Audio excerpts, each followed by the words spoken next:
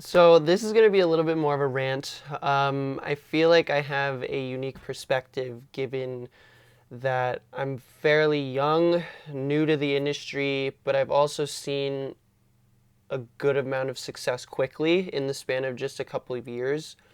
And I started from very little resources, didn't have that many tools at my disposal in terms of professional equipment. And now I'm at a point where I can confidently say that being an FPV pilot is taking up a majority of my time. It is my main source of income in terms of sustaining myself and my lifestyle. So this is mainly going to be me talking about my personal experiences and how I navigated the film industry from graduating college up until this point. Now I'm 2.5, 3 years almost out of college. Oh my God. But yeah, my hope is to have somebody that's maybe in the situation that I was in 3 years ago watch this video and just gain, a little bit of hope, a little bit of insight, a little bit of like strategy in terms of how to navigate their own life and their own personal experiences. And there will be some, sprinkles of advice, some sort of like, gems hidden throughout this thing. So hopefully you stick around. So in terms of who I am right now, my name's Ian. I am an FPV pilot based currently in Madison, Wisconsin. I have been in the FPV world for about 3 years, been freelancing full-time for about 2. I mainly market myself to video production companies and will get contracted out specifically whenever they need an FPV pilot for a job that they have. In terms of people that I've flown for, or in terms of clients for those production companies that I've flown for, it's included names like Toyota, the Milwaukee Bucks, the PGA Tour champions, CrossFit Games, and it's gotten to a point where I think my work speaks for itself, so I finally feel like I have the confidence to actually put some advice out there. So FPV is one of those really weird niche parts of the video production world just because on one hand it's relatively cheap to get into. Drones are, within the $600 range. You're flying GoPros on the lower end of things, but at the same time you're able to charge quite a decent amount of money in terms of the whole space just because it's a specialty camera and it's very high risk, but that balances out with the fact that you have to put a shitload of time into it. And that is not a joke. It takes so long, so many headaches. There are a lot of times where I wanted to quit because I was so frustrated. It's a very much trial by fire experience because it's a paradox. On one hand, if you want to get better, you have to constantly be pushing yourself on crashing. But on the other hand, if you want to be a professional, you have to have constant stuff working all the time. So you're dumping a lot of money into it, but at the same time, you can land jobs where,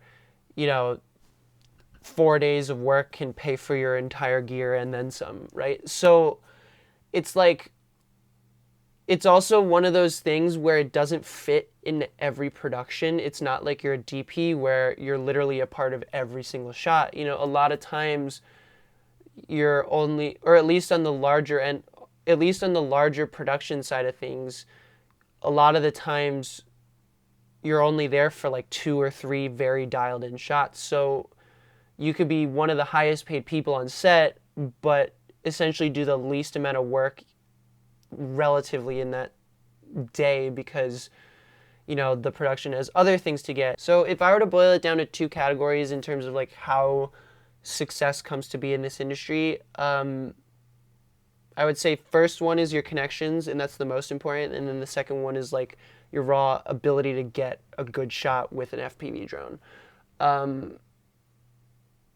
I would say it leans in favor of the connections more so like 80-20 in terms of like which is more important, just because you can be literally the greatest pilot in the world, but if nobody knows who you are, then it literally doesn't matter in terms of the whole professional world. You do need to be a very good pilot, so you constantly have to be putting time at the park or, practicing or building and repairing things like that. But on the other hand, you also have to be networking in order for this thing to work. So the way I get clients is kind of dumb luck and from thin air if you think about it. Like, I'm not actively reaching out to clients myself.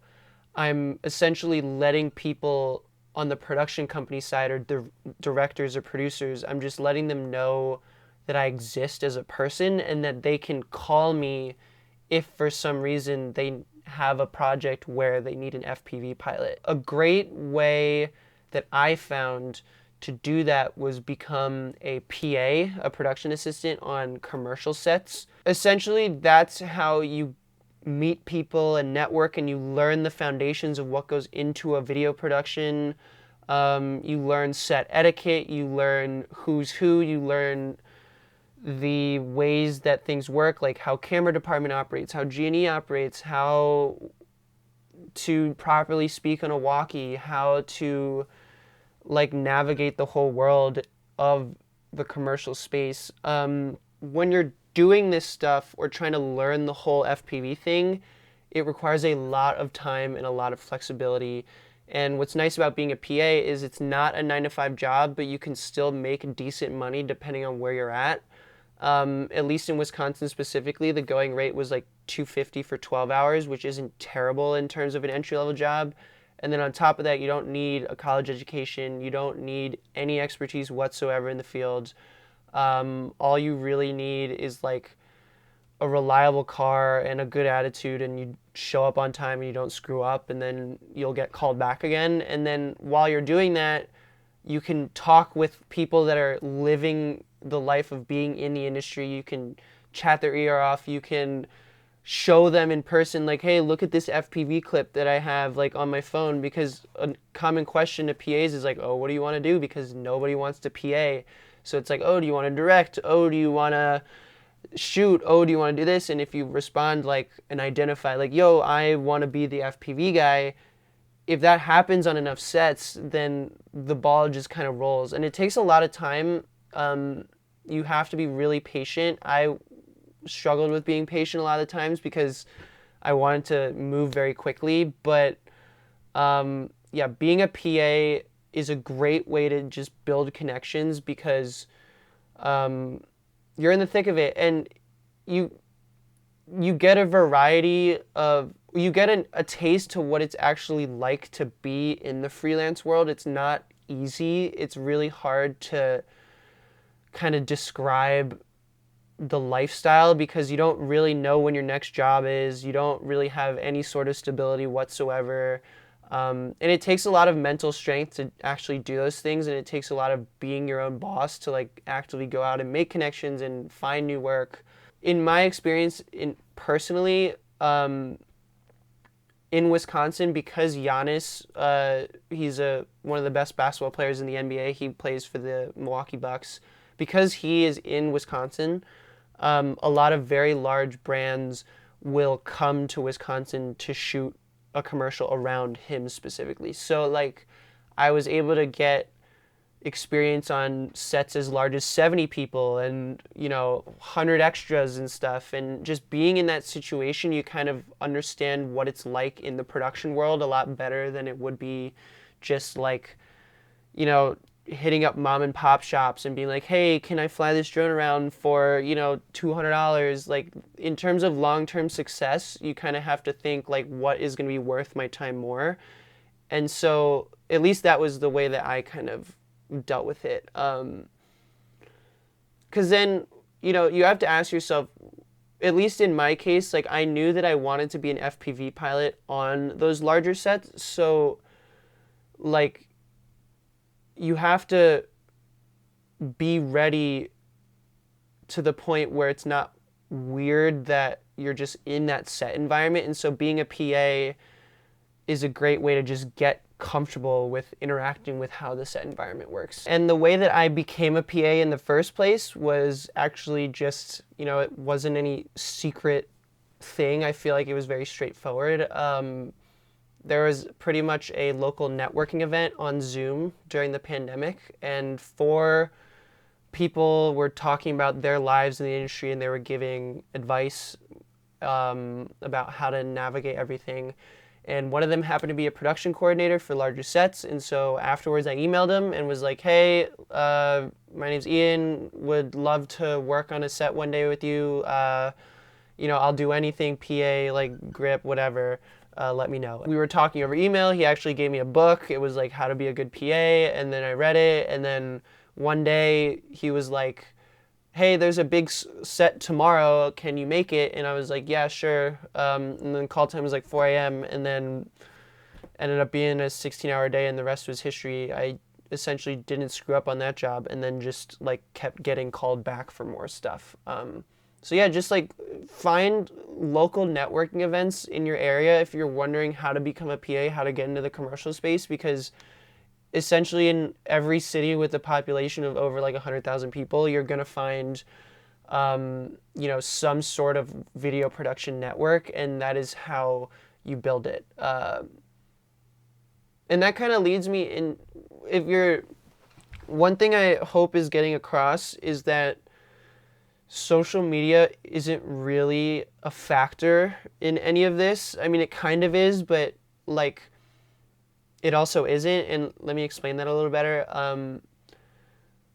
That was probably the biggest false preconceived notion I had as I was maturing and navigating this industry, is thinking like, oh my God, I need views to be successful. We're on Instagram 24/7, at least I am. I'm constantly seeing like all these huge production companies, all these massive drones, all these like crazy numbers that people are getting, all the cool work that people are doing. And I'm like, oh my God, like I have to put my stuff out there. I have to get views. That's the only way I'm going to be successful. How will people know? I was running on TikTok for a really long time. Ended up getting 8 million views on something. I got 45,000 followers overnight. But I didn't get any paid work from that. And I realized like 8 million views from people that don't give a shit about you are way less important than one view from a producer or a director that actually cares and can see what you're bringing to the table. So the way I've kind of utilized social media is with stories, specifically on my Instagram, because when I'm meeting people in person, it's like, oh, are you on Instagram? Like, oh, are you a producer? Like, can I get your Instagram? And then you follow each other, and then they're kind of tapped in with what your journey is through those stories. So it's kind of like the essence of what social media used to be, being like, having quality relationships, as opposed to now just kind of putting stuff out there, trying to please the algorithm, and then just get your numbers up really high. That's something that I would tell myself to not stress about whatsoever, and just focus on the stuff that you have at your disposal in your general area that you can do. So it's like, yeah, that's kind of the end of that thought. Stop chasing numbers. That's literally the biggest thing. The filmmaker side of me, the artist side of me, wants to reiterate that you should focus on making stuff that you really want to make, whether that's a long take fly through, whether that's a, type of video edit that you want to do. You should focus on doing that more so than actually just chasing these numbers and just doing some compartmentalized thing that just like attracts an algorithm that's made specifically for like not quality attention. It's something that I struggled with a lot, and it's something that I didn't realize I didn't need until I actually had it. Getting 8 million eyeballs on one of your like projects in the span of a couple days, like it's a rush, it's an adrenaline hit, it's crazy, but at least when I was doing it, I was just sitting on the couch the whole time. Like I wasn't actually working, I was just interacting with the screen. I was just scrolling, and I wasn't really getting anywhere, and no work came from it. If anything, people like, haters came, and it was not like fun in terms of that stuff, because then you start second guessing yourself. And so like just staying true to who you are and trusting your gut, and not chasing something that's, a false perception of success, because like fame isn't really that great if you think about it. Like it's better to just at least in my eyes, keep your head low, make stuff that's really cool, and then like get paid for it. That's really all you should want in terms of success, at least in my eyes. But yeah, anybody with like $5,000 and time on their hands can just go to Bali, bring a FPV drone, and just send it down a mountain, make some cool colors on it, put a viral sound on it, and then just like, great, you're successful, I guess. But in terms of like actually making a consistent living, you have to be more strategic on like who you're working with, creating quality relationships, like creating systems for yourself where like people reach out to you for work. And so yeah, the way I kind of ramped up from being a PA and into a FPV pilot role, my last year's reel was a lot different than this year's. Last year there was literally no paid work whatsoever. I would just travel by car to like the coolest locations in my area, bring the FPV drone, just send it down, make it as good as I possibly could, and then I'd have like a minute long thing that I could show production companies, be like, yo, if you need me, I'm here. And that was basically it. And the quality, the times where it really made a difference was when I would send it to the people that I PA'd for in the past, because they knew what my work ethic was. They knew that I would do a good job.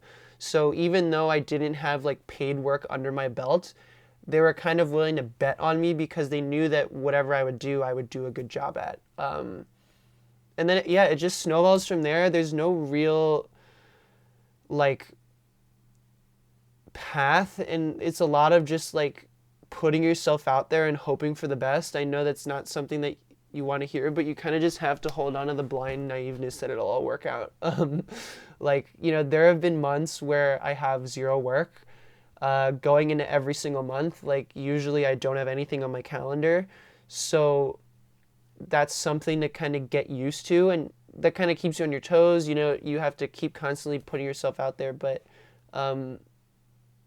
just the quality relationships over just the numbers was the biggest thing that I wanted to get across, and like creating a long-term path for success and knowing how to navigate the business properly or the commercial industry properly is a huge role. And you start off charging a few $100s for your time, you start building up more gear, you start charging a little more and more, and then eventually you get to a point where people are reaching out to you, and that's kind of like the dream scenario, I guess. I will say I don't consider myself a full-time like real professional yet. Like I hold a lot of people at a higher standard just because they are on the Hollywood level budgets, they are on union jobs, and myself, like the budget range for my projects are anywhere from like 15,000 to like 200,000 on the higher end. So like, a lot of jobs sometimes it's a skeleton crew, but other jobs there's a first AD, there's a DIT, there's like a lot of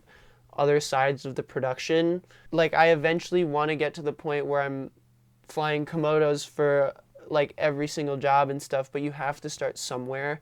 But yeah, that's what I have to say for the networking side of things. So in terms of the piloting side of things, that is an entirely different story. If I were to sum it up in just a couple sentences, it would just be, you have to put the time in, like so much time, it's insane.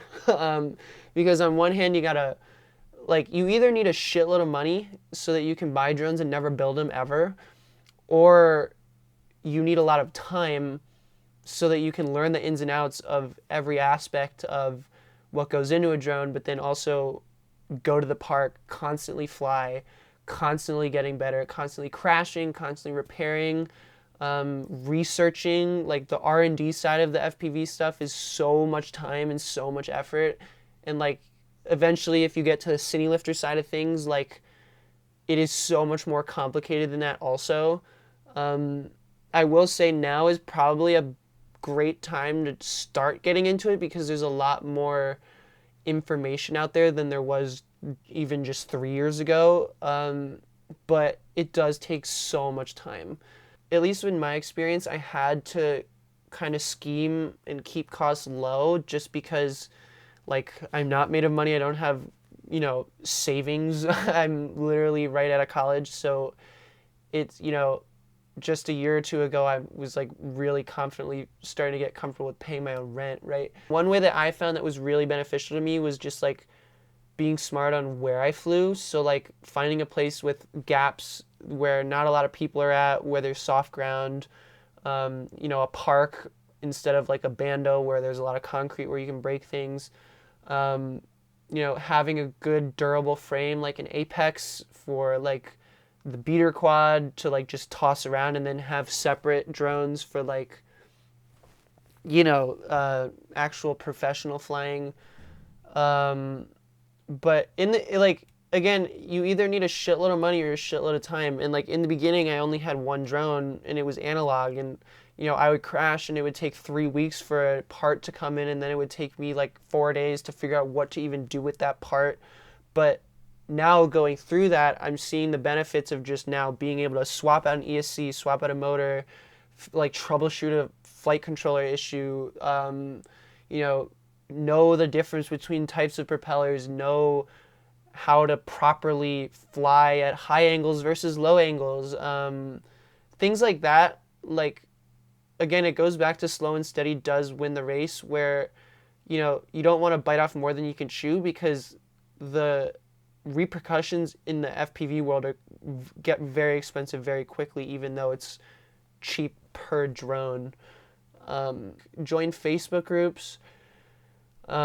Figure out how to properly troubleshoot. Like, you're not supposed to know what you're doing. Know how to ask questions properly, as opposed to just like screaming help and then like trying to get somebody else to do the work for you. Like, that's in my mind a complete waste of time. Just like constantly flying, because if you can, like, my goal with the piloting was to like make it so whenever I was on a set, I could do the shots that other FPV pilots couldn't necessarily get. So being confident with getting close to things, being confident with going fast, that just came from time in the park and just flying. And so that, like, while I'm building the network, while I'm building the connections as a PA, I'm just like on those days off, just flying in the park, figuring things out, troubleshooting, watching Bardwell videos, doing whatever you can to just like keep the craft going in the right direction that you want to.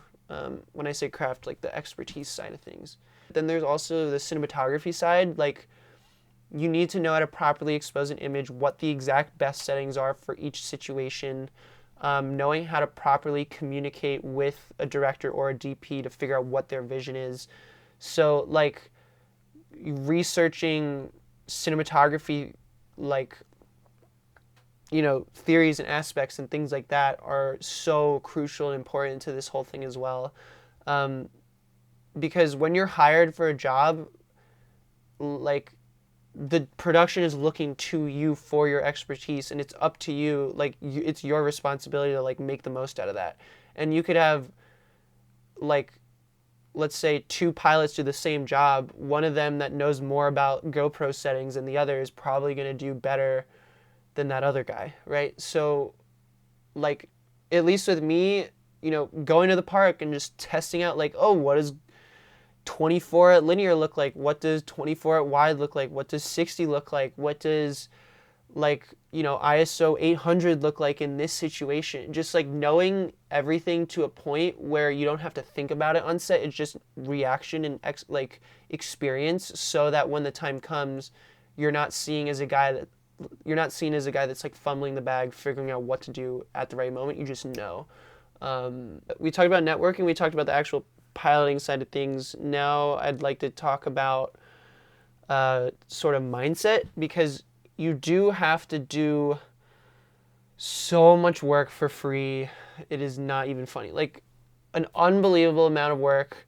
I have probably done like 30 or so shoots just on my own, experimenting stuff, before I actually got like a paid job, and that was literally only for like $200. It takes a lot of sweat equity, putting free time in on the front end, so that as you grow, it'll eventually pay off, but it's very hard to realize what those gains are until you actually get the gains.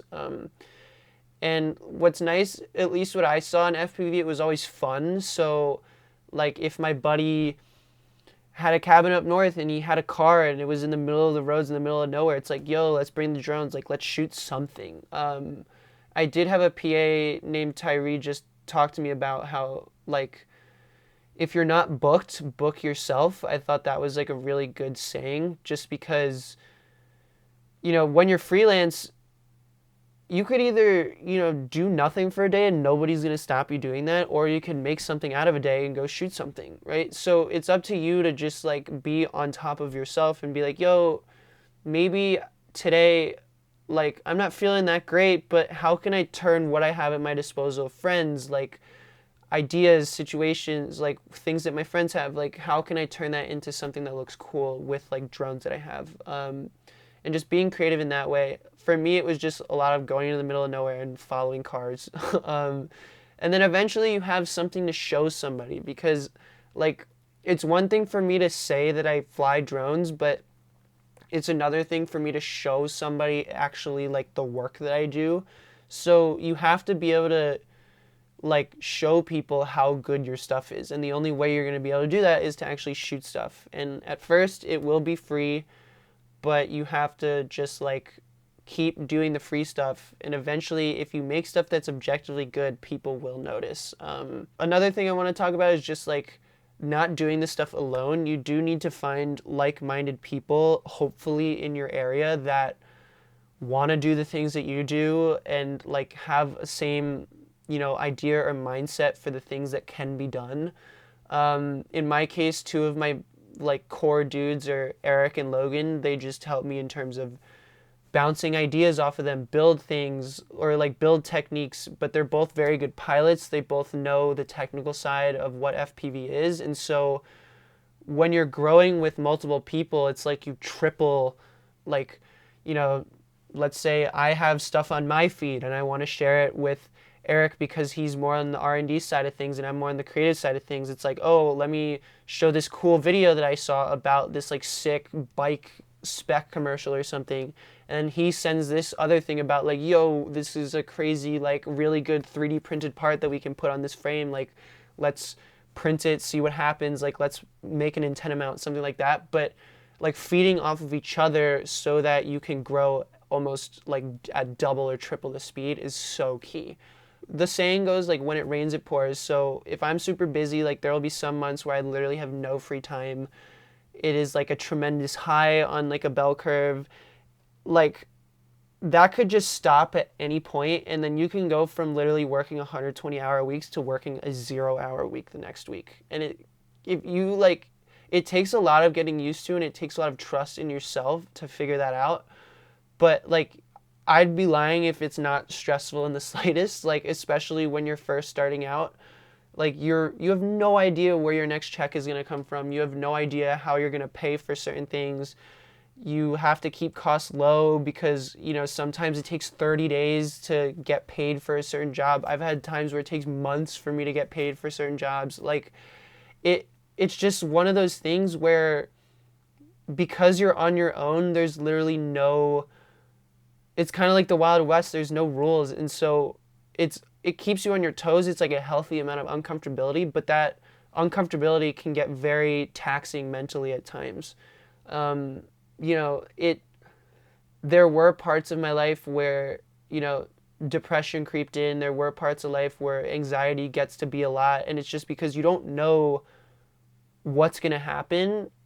But like that also keeps you dialed in the sense like, oh, I have to keep working. I have to keep working. So there's like a healthy balance, but after 2 years, I'm still not used to it. Like even right now, like a whole reason why I'm even making this video in the first place is because for the entire month of March, I just haven't had work. And so it's like, how do I keep the productivity going when I don't have calls coming my way? So it's like, okay, you can make a show reel, you can make a YouTube video, you can make your website better, you can do all these things. But like, again, you're freelance and you're your own boss. So like, you could either do that or you could just like go to bed one day and you know, there's no repercussions other than like your mental health really. So like it does take a lot of like just mental strength. Like you have to remember this is harder to do than it is to go a traditional route of like being an accountant, being a, like person at a desk sitting. I shouldn't have singled out accountants. I don't know why, because that's also hard. But like, there's no set path is what I'm trying to say. Like, so, think about what it's like to actually wake up as a freelancer. Like, put yourself in the shoes of like, oh, if I didn't have a job tomorrow, what would I do? Like, would I be able to actually get my shit together and like make something happen? Because not everybody has that like quality, and it takes a lot of just like work ethic on your side to just like keep yourself dialed and keep things going for yourself. I'm glad I went this route because I luckily have the ability to choose my own schedule, and it's gotten to a point where it's like, oh, companies are now asking when my availability is, as opposed to like, are you free this day? Like the like it's kind of switched up in that sense where I have complete autonomy of my schedule. Like when I was a PA, I was kind of at the mercy of whenever I was getting work because I needed the jobs. But now it's gotten to a point where I'm financially secure enough to like choose when I want to go someplace, or like I can choose when I want to see family for like a random weekend and then just like not have work. It's very freeing. I feel like I have a lot of freedom compared to like other people. I have never had a situation where I've dreaded going to a job. I've never had a situation where I'm unhappy like flying a drone on set, but I have had situations where it's just like, hard to get motivated to do stuff because there's nobody holding me accountable. Like I don't have that like network of like a building to go into work in, or like coworkers holding me accountable, because it's just me essentially. So yeah, that was a really long rant. I think I've been talking for like an hour. This is a mess, but I hope it provided some amount of value for somebody out there. I know there isn't a lot of like people talking about the FPV industry, and me as somebody who's just gotten into it, like it's very different than it was even just 2 years ago. So yeah, hopefully somebody out there got some value out of it. If you liked it, like the video, subscribe, do that whole thing. But yeah, let me know if it helped you out, and I will see you in the next one.